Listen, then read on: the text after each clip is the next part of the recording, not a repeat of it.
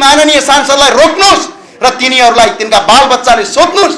प्रत्येक माननीय सांसदका बालबच्चाहरू हुनुहुन्छ होला, कसैको छोरा हुनुहुन्छ होला, कसैको छोरी हुनुहुन्छ होला, सबैले तपाईँको बाउ आमा काका काका लगायत दिदी बहिनी कोही हुनुहुन्छ भने उहाँलाई भन्नुहोस् ती सांसदहरूलाई यो एमसीसी पारित गर्यो भने हाम्रो लास भोलि सडकमा बिछिनेछ। यो अमेरिकाको इन्डो पेसिफिक आज शेरबहादुर देउवा र केपी ओलीले बेच्न पाउने देश होइन।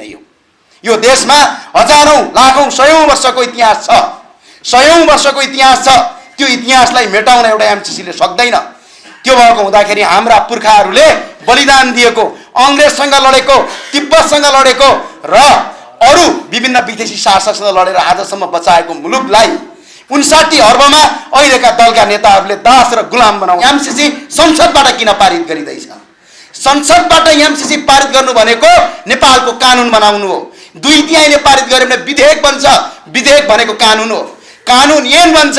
त्यो ऐन फेरि परिमार्जन गर्नलाई संसदमा 2/3 चाहिन्छ। कुरा त मुलुकमा अहिले एमसीसी सम्झौता जो अहिले पछिल्लो पटक देशका प्रधानमन्त्री केपी शर्मा ओलीज्यूले पारित गर्नका लागि जसरी सर्वदलीय बैठक बालुवाटारमा राख्नुभयो, यसको हामी घोर भर्त्सना गर्दछौँ र साथसाथै लेखा समितिबाट भ्रष्टाचारको आरोप लागिसकेका गोकुल प्रसाद बास्कोटालाई तत्काल लेखा समितिबाट हटाउन हामी अनुरोध गर्दछौँ।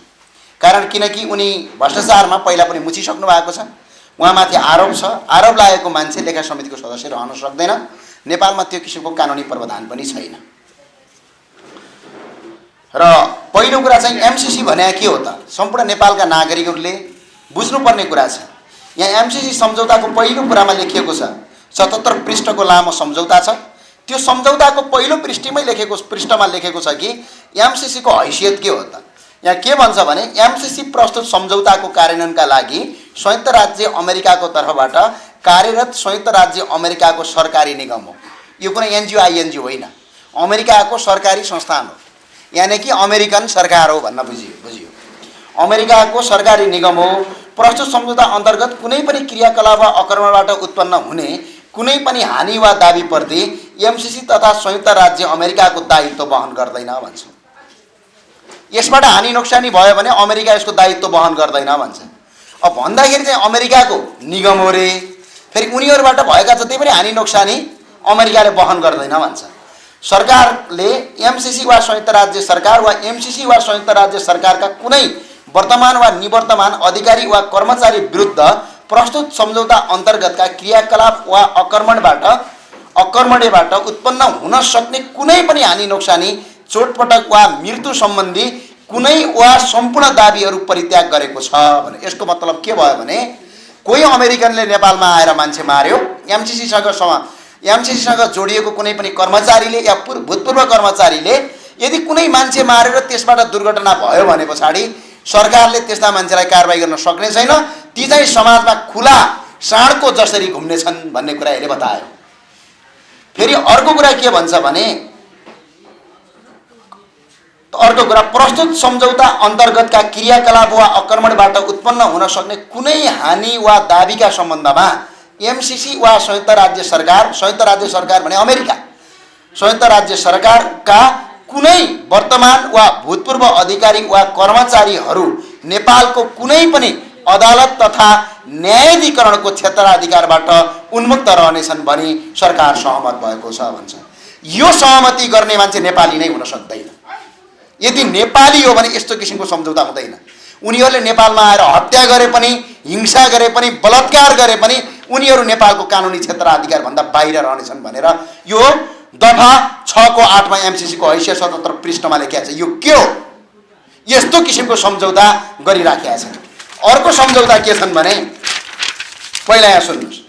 एमसीसी को सम्झौताका बुदाहरू के छ? धारा 3 को दफा 3 को 2 को 6 मा सम्पूर्ण बौद्धिक सम्पत्ति अमेरिकाको पूर्ण अधिकार हुनेछ।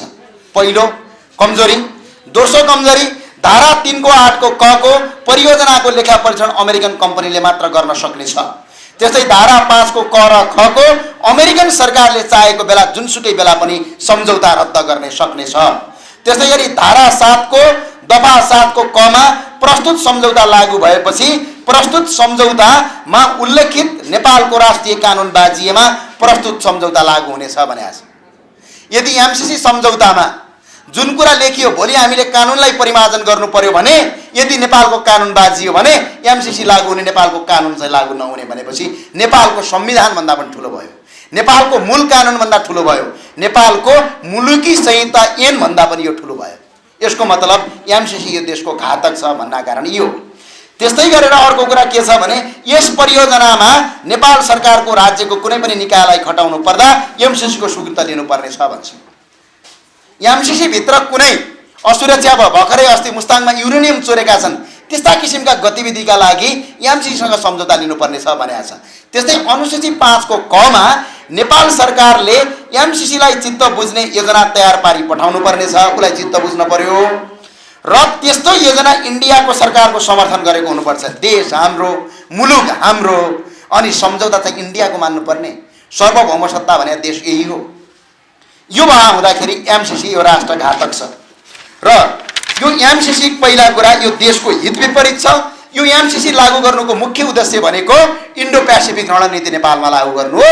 नेपाली हाम्रा बाजे र बाउबाजे पुर्खा सबै तपाईँ हाम्रा बाउबाजे पुर्खाहरूले अंग्रेजसँग लड्दै लड्दै बचाएको मुलुक आज तपाईको कति भनेपछि 50 करोड अमेरिकन डलरमा यी दलहरूले बेच्न लागेका छन्, यी दलहरूले बेच्न लागेका छन्।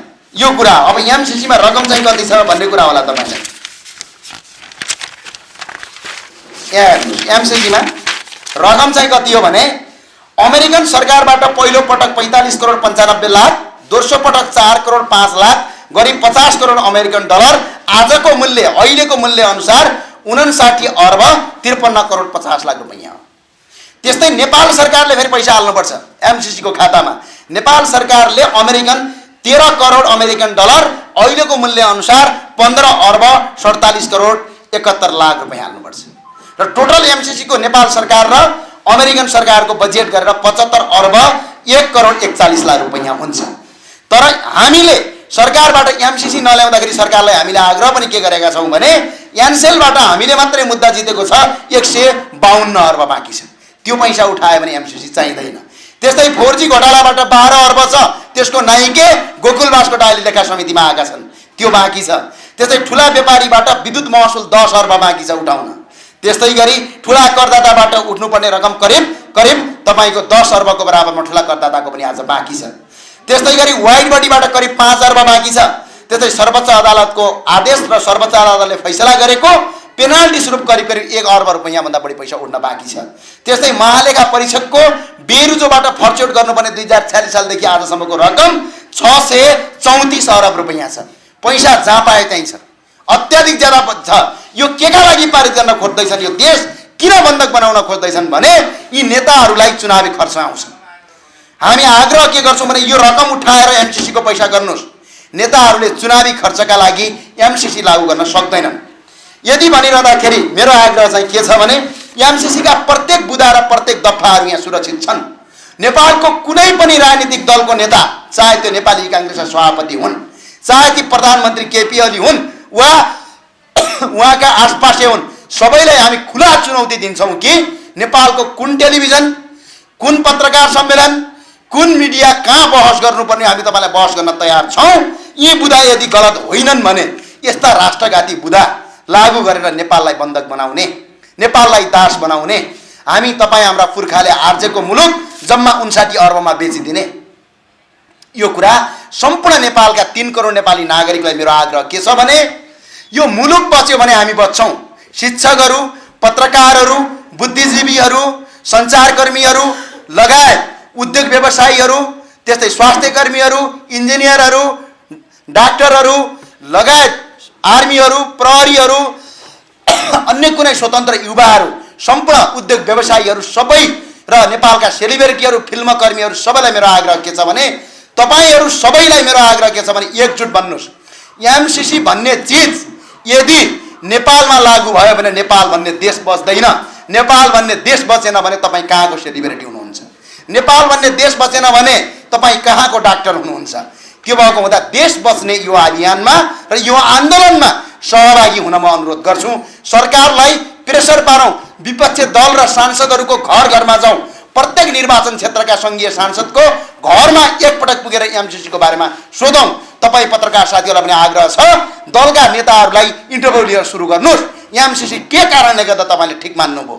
आज कोही दल र कोही दलका ठुला पार्टीका नेताहरूले, तिनका सभापतिहरू, तिनका पार्टीका अध्यक्षहरूले घुस लिएर एमसीसी राष्ट्रघाती पारित गर्दैमा तलका सांसदहरूले ओके भन्ने, यो परम्परा लोकतान्त्रिक हुनै सक्दैन। र अर्को कुरा के छ भने, मेरो आग्रह के छ भने दलका नेताहरूलाई, विभिन्न एमसीसीका विरुद्धमा उठेका दलहरूलाई अब एकजुट हुने बेला आएको छ, एकजुट बन्नुहोस्। र अर्का दलका नेताहरूलाई पनि आग्रह के छ भने यो मुलुक बच्यो भने पो तपाईँको पार्टी बच्छ, यदि यो मुलुक बचेन भने तपाईँको पार्टी बच्दैन। यी कुराहरू सबै गरिरहँदाखेरि एमसीसीको कुरामा धेरैले भन्ने गरे एमसीसी के भनेपछि कहाँ अन्य देश जस्तो हो र, एमसीसी त विश्वभरि लागू छ भनेर केही बुद्धिजीवी भन्नुहुँदा, तर डलरवादीहरूले एउटा कुरा चाहिँ गरेका छन्। एमसीसी भनेको सम्झौता भएका देश जम्मा 49 वटा छन्। त्यसमा 49 वटा देशमध्ये सम्झौता कार्यान्वयन रहेका देशहरूको सङ्ख्या जम्मा 8 वटा छ। त्यसमध्ये सम्झौता कार्यान्वयन पुनः बन्द गरिएका देशको सङ्ख्या 24 वटा छ। त्यस्तै सम्झौता भए पनि व्यवहारमा कुरा नमिलेर रोकिएका देशको सङ्ख्या 8 वटा छ। त्यस्तै एउटा सम्झौता रद्द गरेर अर्को सम्झौता भएको देशको सङ्ख्या 2 वटा छ। बाँकी देशहरूमा परिमार्जन गरिएका वा परियोजना बदलेर अर्को सम्झौता भएको नयाँ हस्ताक्षर भएर बसेको देश एउटा मात्र नेपाल हो। अर्मानिया र त्यस्तै गरी जिम्बिया लगायतका करिब 49 वटा देशहरू तपाईँको एमसीसी सम्झौताबाट अहिले बाइकट गरेका छन्। 39 वटा देश चाहिँ एमसीसी सम्झौताबाट बाइकट भइसकेको छन्। यो एमसीसी इन्डो पेसिफिक रणनीति हो। चाइना र भारत बीचको सम्बन्ध नेपालमा खेलेर भूमिका गरेर नेपाललाई जहिले पनि जातीय हिंसामा फैसला गर्ने, जहिले पनि द्वन्द्वमा फैसला गराउने, जहिले पनि नेपालीहरूलाई युद्ध गरून् भनेर एउटा लादिएको एउटा नीति हो। एउटा कुरो तपाईँलाई भन्छु म, नेपालको कानुनै लागू नहुने भनेको छ, नेपालको कानुनी क्षेत्राधिकारबाट बाहिर रहने भनेको छ। नेपालको टेरिटोरीभित्र, नेपालको क्षेत्रफलभित्र कुनै पनि नागरिक बस्यो या कुनै पनि नागरिक बस्यो भने त्यसलाई नेपालको कानुन लाग्छ, नेपालको संविधानले त्यो भन्छ। तर नेपालभित्र बस्ने, नेपालको कानुन लागू नहुने, यस्तो किसिमको पनि काम हुन्छ, यो गलत कुरा हो। अर्को कुनै पनि एमसीसीसँग आबद्ध भएका कुनै पनि कर्मचारी या त्यसका भूतपूर्व कर्मचारीहरूले कुनै पनि गलत काम गरे भने नेपालको कानुनी क्षेत्राधिकार नरहने भनेर छ। अर्को कुरा लेखा परीक्षण तपाईँको अमेरिकन कम्पनीले गर्ने भन्छ। हामीले लेखा परीक्षण गर्दाखेरि जम्मा 2 वटा तरिका हुन्छ। एउटा हामीले अन्तर्राष्ट्रिय लेखा परीक्षण जुन कानुन छ त्यो अनुसार हामीले गर्छौँ। एउटा अर्को नेपालको लेखा परीक्षण एक्ट हुन्छ, अर्थात् नेपालको एकाउन्टिङ स्ट्यान्डर्ड हुन्छ, त्यो अनुसार हामीले गर्ने हो। र त्योभन्दा अन्त काहीँ पनि हुँदैन। यहाँ त लेखा परीक्षण पनि अमेरिकाको गर्ने, 13 अर्ब रुपियाँ नेपालको लगेर राख्ने, अझ त्यो 13 अर्बभित्र पनि लेखा परीक्षण अमेरिकनले गरेर 13 अर्ब पनि पचाउने खेल। यस्तो किसिमको गलत किसिमको कार्यले भोलि तपाईँ हाम्रा बालबच्चा र भविष्यहरू सुरक्षित हुँदैन। म सम्पूर्ण नेतावर्गलाई आग्रह गर्छु, तपाईँले त एमसीसी पारित गरेर जानुहोला, तर तपाईँका छोराछोरी भोलि कहाँ बस्छन्? यही मुलुकमा जब अमेरिकाले जब रणनीति खेल्यो भने, जब अमेरिकाले नेपालमा जसरी लिबिया बनायो, जसरी तहस नहस बनायो विश्वका धेरै मुलुकहरू, त्यस्तो हालत यदि नेपालमा गऱ्यो भने यसको जिम्मा कसले लिने? भोलि तपाईँका बालबच्चाका लासहरू सडकको किनारामा भेटियो भने के गर्ने? किन नेपाललाई यति अनुदायी भएर तपाईँको अमेरिकाले 50 करोड डलर दिँदैछ त? त्यतिकै फ्रीमा दिँदै छैन। 50 करोड डलरबाट 50 खरब रुपैयाँको आम्दानी गर्ने उसको योजना छ। एमसीसी कुनै संस्था होइन, कुनै एनजिओ होइन। र अर्को कुरा म के भन्छु भने, यहाँ हुन्छ यदि एमसीसी सम्झौता यो देशको हितमा काम गर्ने हो भने मन्त्री स्तरीय रूपबाट तपाईँको सम्झौता गरे भइहाल्छ नि। मन्त्री स्तरबाट सम्झौता गरेपछि काम गर्न भइहाल्थ्यो। तर संसदबाट किन पारित गरिँदैछ त? संसदबाट किन पारित गर्दैछ भने यसलाई कानुन बनाइँदैछ। नेपाल जस्तो स्वतन्त्र देशमा 59 अरबमा कानुन बनाएर यो देशलाई, तपाईँको मुलुकलाई, नेपालको स्वतन्त्र मुलुकलाई एउटा अधीनमा राखेर मुलुकलाई तहस नहस बनाउँदैछ। यो अमेरिकाको इन्डो पेसिफिक रणनीति नेपालमा लागू भयो भने तपाईँ हामी भोलि बोल्न पाउँदैनौँ, तपाईँ हामी भोलि नेपाल हो भनेर गौरव गर्न पाउँदैनौँ। जसरी ईस्ट इन्डिया कम्पनीले भारतमा व्यापारका नाममा भारतमा आएर सिङ्गो भारतलाई करिब 300 वर्षसम्म दास बनायो, त्यो किसिमको प्रवृत्ति एमसीसीले नेपाललाई दास बनाउन खोज्दैछ। यसको कारण भने के हो भने हामी साउथ एसियामा अहिले विश्वको सबैभन्दा उदाउँदो अर्थतन्त्र साउथ एसियामा छ। झन्डै झन्डै भारत अहिले विश्वको उदाउँदो अर्थतन्त्रमा छ। चाइना अहिले विश्वको दोस्रो नम्बर, अहिले त व्यवसायी, अहिले त धनीहरूको लिस्टमा हेर्ने भने चाइना त पहिलो नम्बरमा छ।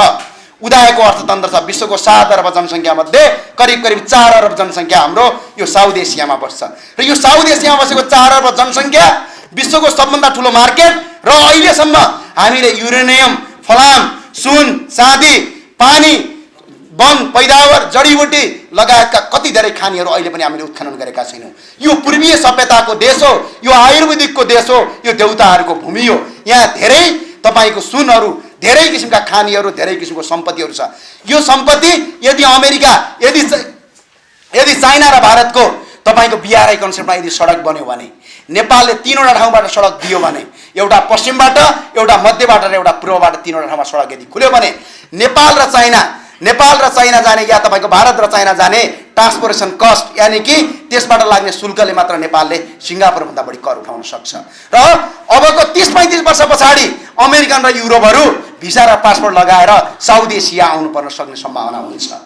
यसबाट रोक्नका लागि नेपालमा MCC को खेल गराएर, जातीय द्वन्द्व फैलाएर अनि MCC का भित्र सेनाहरू बसेर आवश्यक परेको बेला हतियारहरू उपलब्ध गर्ने, यहाँका खानीहरू लिने अनि आवश्यक परेको बेला सरकारमा गएर संसदमा लगेर MCC जस्तो एउटा जाबो 59 अर्ब, जब यान्सेलले मात्र 152 अर्ब ठग्या छ।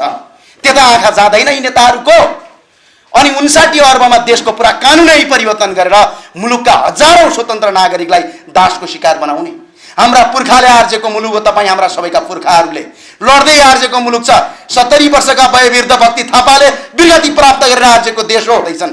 यसका विरुद्धमा तपाईँ जति पनि शिक्षकहरू हुनुहुन्छ, विद्यार्थी हुनुहुन्छ, सञ्चारकर्मी हुनुहुन्छ, पत्रकारहरू हुनुहुन्छ र डाक्टर, चिकित्सक, नर्सहरू लगायत विभिन्न पेशामा आबद्ध भएका जति पनि व्यवसायीहरू हुनुहुन्छ, जति पनि सेलिब्रिटी हुनुहुन्छ, तपाईँहरू एकजुट बन्नुहोस्। यदि तपाईँले MCC को बुदाहरू राम्रोसँग पढ्नु भएको छैन भने MCC का बुदाहरू MCC ले प्रष्टै रूपमा नेपाली र अंग्रेजी दुईटै भाषामा राखेको छ। एकपटक अध्ययन गरिदिनुस्, त्यो पढिदिनुस्। ती पढिसके पछाडि ती बुदा प्रत्येक केलाउनुस्। ती बुदा यो राष्ट्रको हितमा छन् भने तपाईँ हामी सबै मिलेर MCC पारित गर्न लगाऊ। तर राष्ट्रको हितमा छैनन् भने तपाईहरू उठ्ने बेला आएको छ। सेलिब्रिटी महोदयलाई मेरो आग्रह छ, यो मुलुक बच्यो भने मात्र तपाईको सेलिब्रिटी बच्छ। यी पार्टीका नेताहरूलाई र विभिन्न पार्टीका दलका कार्यकर्तालाई मेरो आग्रह छ, यो नेपाल भन्ने देश बच्यो भने मात्रै तपाईको पार्टी हुन्छ। नेपाल भन्दा ठुलो तपाईको पार्टी हुँदैन। त्यो भएर दलका नेता, विभिन्न पेशाकर्मी सबैले एकजुट बनेर MCC को विरुद्धमा एकजुट बनाऊ र थप किसिमका आन्दोलन सडकबाटै चर्काऊ र यी प्रत्येक माननीय सांसदलाई तपाईँ देशैभरि छरिएर बसेका जति पनि राष्ट्रप्रेमीहरूले तपाईको निर्वाचन क्षेत्रको सांसदलाई एकपटक घरमा गएर सोध्नुहोस्। MCC को यो 77 पृष्ठको लामो सम्झौता छ, MOU छ। त्यसैगरी यो सम्झौताका प्रत्येक दफाहरू यसमा सुरक्षित छन्। अहिले पनि MCC को वेबसाइटमा राखिएको छ। ल ठिकै छ, इङ्ग्लिस त पढ्न नजानौँला रे, नेपाली त पढ्न आउँछ त हो। नेपालको कुनै पनि कुन दलको नेता हो त्यस्तो भन्ने, ती दलका नेतालाई मेरो खुला चुनौती के छ भने कहाँनिर बहस गर्ने, कुन टेलिभिजनमा, तपाईँकै पार्टीकै टेलिभिजन भए पनि फरक पर्दैन, लाइभ बहस गरौँ। र यदि यी बुझा तपाईँले बुझेर पनि नबुझ गर्नु भएको छ भने जनताले माफ गर्दैन। यदि बुझेर त्यस्तो काम गर्नुभएको छ, बुझ्नु भएको छैन भने हामी तपाईँलाई बुझाउन सक्ने क्षमता राख्छौँ। लाइभ बहस गरौँ, खुला चुनौती हो यो, खुला छ। कहीँ कतै